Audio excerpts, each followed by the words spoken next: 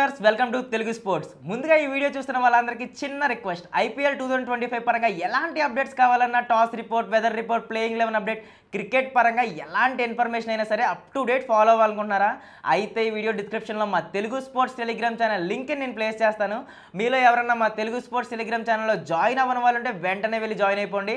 అక్కడ అన్ని అప్డేట్స్ మీకు అందుబాటులో ఉంటాయి. Rajasthan Royals versus Chennai super Kings, CSK versus RCB మ్యాచ్లో ధోని బ్యాటింగ్ కొంచెం ముందొచ్చేసాడేమో అనిపించింది భయ్య. లేకపోతే మరీ 9th పొజిషన్లో బ్యాటింగ్ రావడం ఏంటి? నూర్ అహ్మద్ తర్వాత బ్యాటింగ్ రావాల్సింది, లేదా ఖలీల్ అహ్మద్ తర్వాత వచ్చినా బాగానే ఉండదేమో.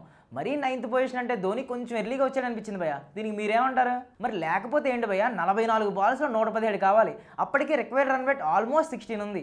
ఆ టైంలో దూబే అవుట్ అయ్యాడు, అప్పుడు కూడా రాలేదు తల. చివరికి 28 బాల్స్లో 98 రన్స్ కావాలన్నప్పుడు వచ్చాడు. అప్పటికి రిక్వైర్డ్ రన్ రేట్ 21 ఉంది. అప్పటికి ధోని వచ్చి ఏం చేస్తాడు? లాస్ట్ ఓవర్లో 2 6లు 1 4 కొట్టుకోవడానిక ధోని 9th పొజిషన్లో రావడం? ఓకే భయ్య, jokes apart, please Dhoni sir అర్థం చేసుకోండి. ఎంత మీకోసం మ్యాచ్లు చూసినా సిఎస్కే ఓడిపోతున్నా మీరు ఏం చేయట్లేదనే బాధ ఎక్కువగా ఉంటుంది. సిఎస్కే కోసం మీరు ముందుగా బ్యాటింగ్ రండి. ఇక ఇప్పుడు మ్యాచ్ అప్డేట్లోకి వెళ్ళిపోదాం. మనం అప్పుడే 11th మ్యాచ్కి వచ్చేసాం భయ్య. గౌహతిలో జరగబోయే ఈ match Rajasthan Royals versus Chennai super Kings మధ్య జరుగుతుంది.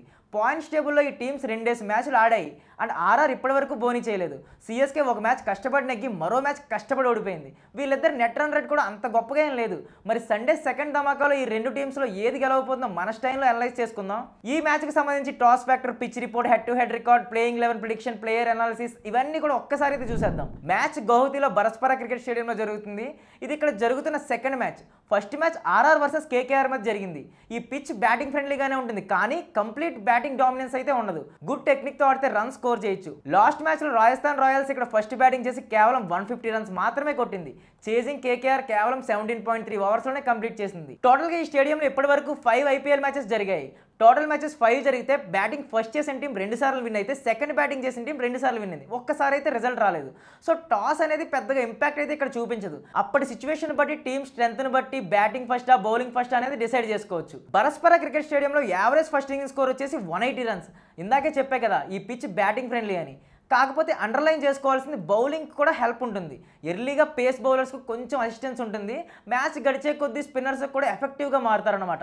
ఇక్కడ హైయెస్ట్ టీమ్ టోటల్ వచ్చేసి రాజస్థాన్ రాయల్స్ 199/4గా ఉంది అండ్ లోయెస్ట్ టీమ్ టోటల్ వచ్చేసి 142/9 ఢిల్లీ క్యాపిటల్స్ అయితే చేసింది. ఇక హెడ్ టు హెడ్ రికార్డ్ విషయానికి వస్తే ఆర్ఆర్ అండ్ సిఎస్కే ఇప్పటి వరకు 29 మ్యాచెస్ జరిగాయి. ఇక్కడ సిఎస్కేకు స్లైట్ ఎడ్జ్ ఉందని చెప్పొచ్చు. ఎందుకంటే చెన్నై సూపర్ కింగ్స్ 16 మ్యాచ్లు విన్ అయింది అండ్ రాజస్థాన్ రాయల్స్ 13 మ్యాచ్లు మాత్రమే విన్ అయింది. ఆర్ఆర్ మీద సిఎస్కే హైయెస్ట్ స్కోర్ వచ్చేసి 246 రన్స్ అండ్ సిఎస్కే మీద ఆర్ఆర్ హైయెస్ట్ స్కోర్ వచ్చేసి 223 రన్స్. ఆర్ఆర్ మీద సిఎస్కే లోయెస్ట్ స్కోర్ వచ్చేసి 106 రన్స్ చేసింది.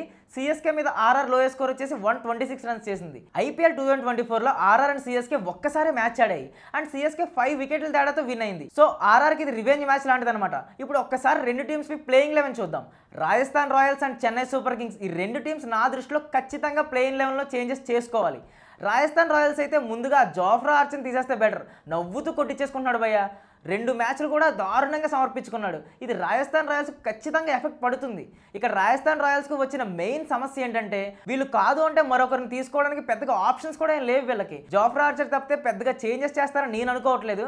ఒక మంచి టీంను పోగొట్టుకోవడం ఎలా అని బుక్ రాయొచ్చు భయ్య Rajasthan Royals management. Buttler, Chahal, Ashwin లాంటి వాళ్ళని వదిలేసుకున్నారు.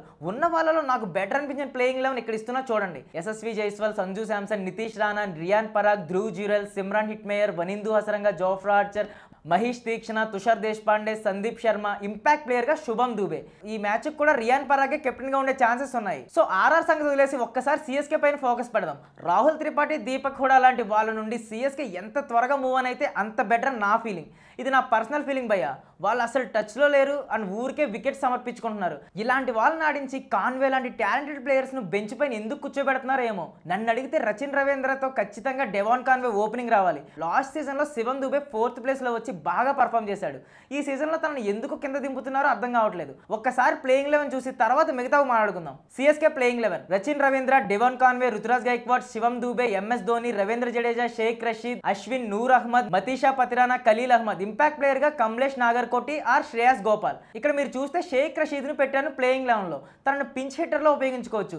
ఎంఎస్ ధోని ఏజ్ ఎక్కువే ఒప్పుకుంటాను, బట్ మరీ 9th పొజిషన్లో 8th పొజిషన్లో బ్యాటింగ్ రావడం వల్ల ఆయనకు యూజ్ లేదు, టీంకు అంతకన్నా యూజ్ లేదు. జరిగినవి 2 మ్యాచ్లు అయినా కూడా ఈ రెండింటి బట్టి చూస్తే ఆర్ఆర్ అండ్ సిఎస్కే రెండు కూడా పర్ఫెక్ట్ ప్లేయింగ్ 11 సెట్ చేసుకోవడానికి ఇంకా స్ట్రగుల్ అవుతున్నాయి.